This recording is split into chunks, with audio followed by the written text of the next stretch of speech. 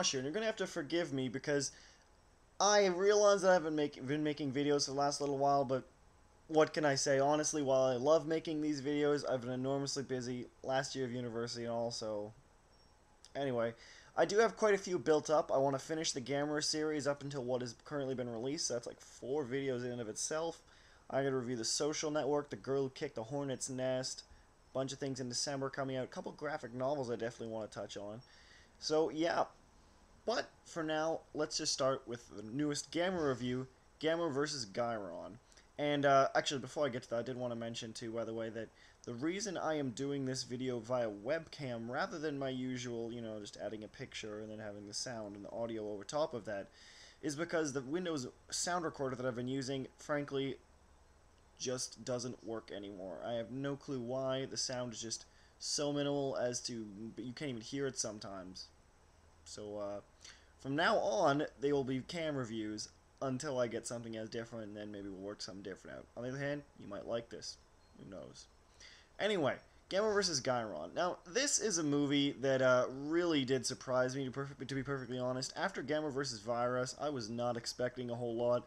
I mean, that was just an awful, awful movie in and of itself. And why I wasn't expecting this one to be any good, because it just seemed like the same thing. Apparently had an even lower budget than the previous movie.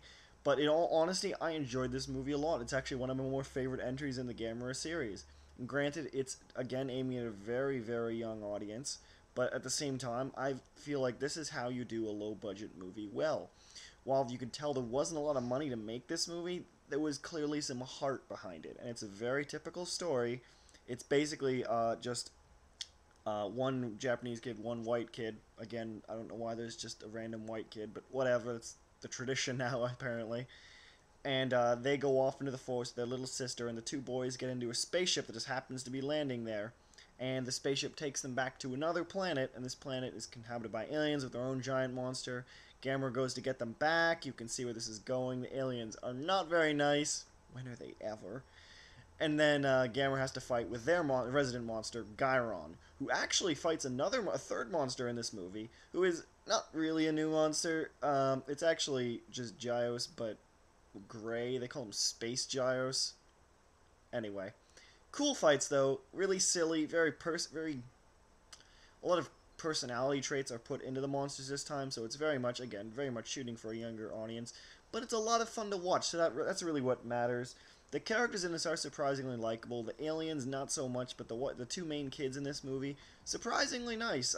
You really like them. I was actually most surprised by this kind of a troublesome police officer in this movie that stops kids being like, oh, you guys are getting in trouble. And, at first you're like, wow, that guy's kind of a hard ass.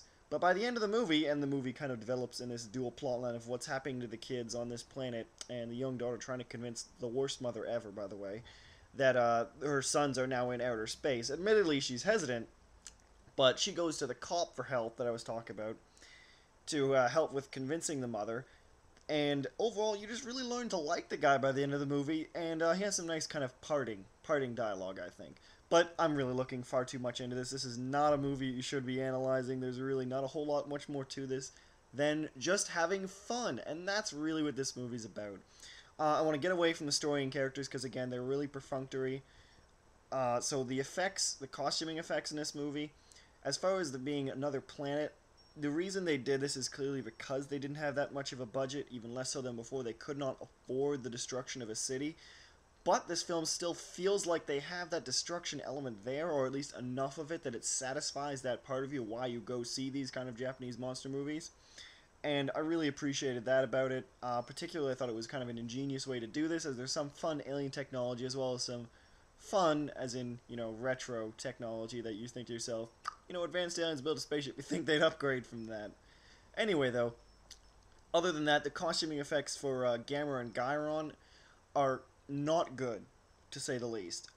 But, again, there's a lot of personality in them, and there's clearly some passion in the actual fights themselves. Guiron is a really cool design creature. Makes no sense organically or biologically. I don't know how that would work. Maybe they built him.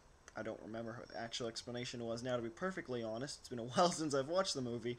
But regardless, he's kind of like this four-legged creature, and instead of a head, he has this humongous sword blade, like a butcher's blade, eyes on the side, and then right on his forehead, or what the equivalent thereof, there's these little indentations that shoot kind of boomerang throwing stars, and somehow these kind of respawn every couple seconds or something like that. And it's like, wow, this is a very cool creature, you know, like way better than Viras for one, and really getting back to fun creature designs. And that is really what I think personally, if I can go on a little bit of a digression here, is why I think a lot of these older monster movies are just a lot of fun, because there was clearly everyone is having fun making them. As much as I will insult Godzilla vs. Megalon, for instance, that was a fun movie to watch, outside of just being really awful. It had some really fun creatures. You know, Megalon was fairly interesting. A lot of people hate Gigan for the same reason, that he's just kind of weird and mechanical, but I think they're fairly interesting creatures. Jet Jaguar, as useless as he is fun to watch. It's a nice combination to have different designs and different abilities work against each other, rather than have the same kind of creature fight one another. If you just have Gamera, or like, I guess a great instance is Godzilla vs. Mechagodzilla, the original one. Great movie, don't get me wrong. Love the original Godzilla vs. Mechagodzilla. I like Mechagodzilla quite a bit too. But at the same time, you really got to think to yourself, like, it's a lot of just the same moves, just kind of wrestling back and forth, which, again, as a fan of giant monster movies, you pretty much have to love at this point. But it's always nice to see some variation. Anyway, like I said, really great fights in between it, even though sometimes they don't even resort to suit tactics. At one point, literally, Guiron becomes like a sock puppet that they just throw in the air and film going upwards, and it's the most ridiculous thing you can imagine. And it just plays off that ridiculousness too, because there's a lot of moments in these fights that you're like, why would you do that? It's clearly just for the audience. Like, apparently, I'm not going to spoil it, because it is really one of the most jaw-dropping moments in a fight scene I've seen since Godzilla's dropkick in Godzilla vs. Megalon, speaking of.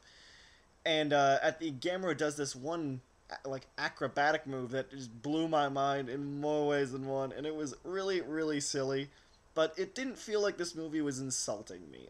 So that's really what I want you to take away from this movie. This movie combined everything that I like about giant monster movies. It had cool monsters, it had some good fights, it had some likable characters, it had a nice setting to it, I think. And overall, I just thought it was pretty well done. You know, there was enough monster fighting, and there was enough emphasis on the human side that it struck a nice balance like that. Otherwise, the soundtrack is really, you know, it's the soundtrack. In this last couple of movies, there really hasn't been anything to talk about. But otherwise, I think this is a really great movie. If you're a fan of the Gamera series, go check this out. If you're a fan of the Golden Age of monster movies, definitely go check this out. And by Golden Age, I mean more like Japanese Golden Age, because the Golden Age for the US is quite a bit different. But anyway, this is a lot of fun. Not the entry that I would suggest getting into, but if you are watching at this point and you were turned off by Gamera vs. Viras, definitely check this one out. Worth your time. Thanks everyone for listening to this review. I hope I'll have the other videos up as soon as I can. I'm going to record a few of these right one after another, so I'll be wearing the same thing in the same place, same time of day. And I apologize for the little bit of camera shaking. I'm trying to use a new camera, and the stand for it is not quite right. Anyway, till next time.